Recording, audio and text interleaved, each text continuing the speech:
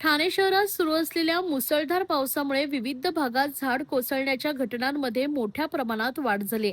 या पार्श्वभूमीवर ठाणे महापालिका प्रशासनाच्या निष्काळजीपणाचा निषेध करण्यासाठी शिवसेना उद्धव बाळासाहेब ठाकरे पक्षाच्या वतीने आज प्रतिकात्मक आंदोलन करण्यात आलंय.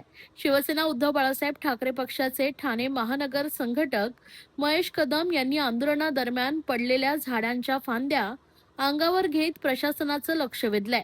पावसाळ्यापूर्वी नियोजनबद्ध वृक्ष छाटणी करण्यात महापालिकेला अपयश आल्याने नागरिकांच्या जीवित व मालमत्तेला धोका निर्माण झाल्याचा आरोप त्यांनी केलाय.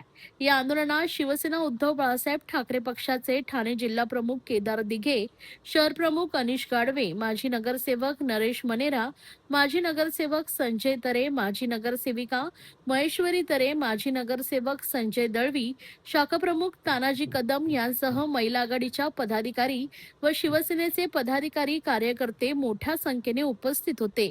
आंदोलकांनी शहरातील धोकादायक झाडांची तातडीने पाहणी करून आवश्यक वृक्ष छाटणी व प्रतिबंधात्मक उपाययोजना राबवाव्यात अशी मागणी केली. तसेच पावसाळ्यापूर्वी वृक्ष छाटणीची कामे वेळेत आणि प्रभावीपणे न केल्यामुळे ही परिस्थिती निर्माण झाली असून यासाठी जबाबदार असलेल्या संबंधित महापालिका अधिकाऱ्यांचं निलंबन करण्यात यावे अशी मागणी यावेळी आंदोलनकर्त्यांनी केली आहे. आंदोलनानंतर शिष्टमंडळाने ठाणे महापालिका आयुक्त सौरभ राव यांची भेट घेऊन विविध मागण्यांचं निवेदन सादर केलंय. शहरातील धोकादायक झाडांची तातडीने छाटणी, पडलेल्या झाडांचे जलद गतीने हटवणे आणि भविष्यात अशा घटना टाळण्यासाठी प्रभावी नियोजन करण्याची मागणीही निवेदनातून करण्यात आली आहे. याच घटनेचा प्रशासनाचा निषेध म्हणून आज शिवसेना उद्धव बाळासाहेब ठाकरे या पक्षातर्फे ठाणे जिल्हा शिवसेना शाखेतर्फे सन्माननीय माजी खासदार राजनजी विचारे साहेब असतील, सन्माननीय केदारजी दिघे साहेब असतील, जिल्हा प्रमुख आमचे नरेशजी मनेरा साहेब असतील, अनिलजी गाडवे असतील, संजय तरे असतील, आमच्या सगळ्या महिला आघाडी रणरागिणी यांच्या सगळ्यांच्या वतीने आम्ही प्रशासन निषेध म्हणून या ठाणे महापालिकेतील सगळ्यात भ्रष्ट खातं म्हणजे ओळखलं जातं ते वृक्षप्राधिकरण. त्या वृक्षप्राधिकरणच्या अधिकाऱ्यांना फांद्या छाटण्यामध्ये अजिबात रस नसतो. कारण का फांदी छाटला तर ठाणेकर वाचू शकतो, पण फांदी छाटताना त्यांना 1 रुपया मिळत नसल्यामुळे फक्त त्यांना विकासकाच्या आडकाठी असलेले वृक्ष तोडण्यामध्ये जास्त रस असतो.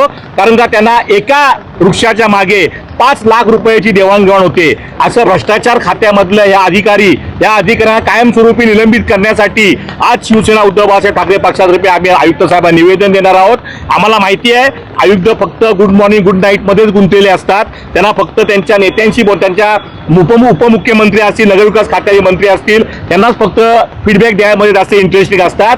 पण लक्षात ठेवा 27 लाख ठाणेकरांच्या बाजूने शिवसेना उद्धव बाळासाहेब ठाकरे हा पक्ष 24 तास अहोरात्र उभं राहणार आहे. हे धर्मवीर आनंदगे साहेबांची आम्हाला शिकवण आहे, वंदनीय बाळासाहेब ठाकरेंची आम्हाला शिकवण आहे. त्यामुळे जिथे जेव्हा ठाणे संकटात असेल तेव्हा शिवसेना उद्धव बाळासाहेब ठाकरे संपूर्ण ठाणे जिल्हा त्या जनतेच्या पाठीशी उभी राहणार आहे. बघा, याचा अर्थ उभ्या ठाणेकरांना आणि सर्व महाराष्ट्राला हे कळून येतं की ह्या महानगरपालिकेचा किती भोंगळ कारभार आहे. वेळोवेळी या पावसाळ्याआधी ह्या लोकांनी आश्वासनं आणि ह्या सर्व नागरिकांना, ठाणेकर नागरिकांना आश्वासित केलेलं की कुठेही नागरिकांना पाण्याचा त्रास होणार नाही, कुठे नाहक त्रास होणार नाही, कुठेही झाडं पडणार नाही. पण जर का आपण बघितलं आणि आपल्याच माध्यमातून लोकांना कळतंय की वेळोवेळी ही झाडं पडतायत, लोकांचं नुकसान होत आहे, लोकांच्या गरीब लोकांच्या घरामध्ये पाणी शिरतंय.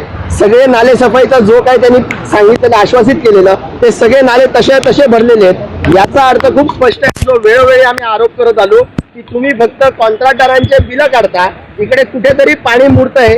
आणि याचा अर्थ थेट असा आहे की इकडे भ्रष्टाचार मोठ्या पद्धतीने होतो, इकडे झाड आम्ही छाटतोय या नावाने बिल काढण्याचं काम चालतं.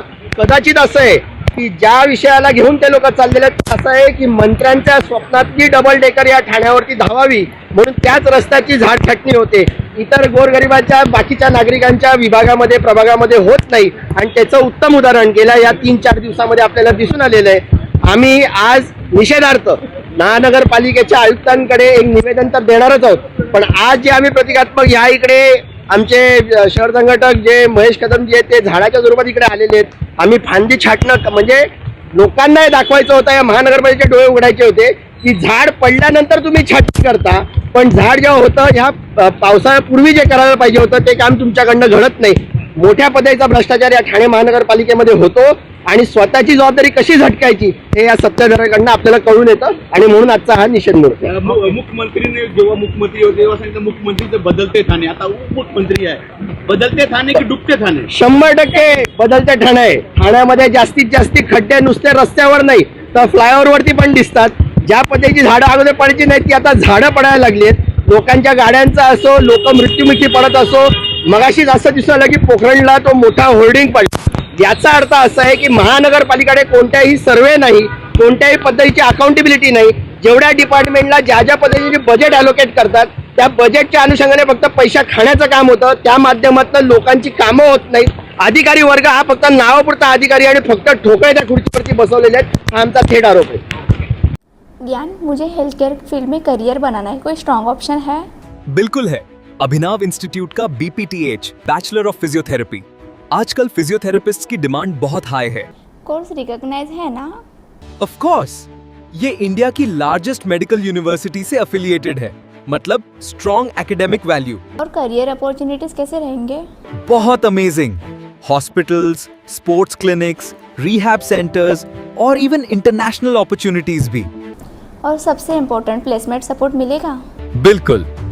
एक्सपीरियंस्ड फैकल्टीज और प्लेसमेंट गाइडेंस के साथ स्ट्रॉन्ग करियर सपोर्ट मिलता है।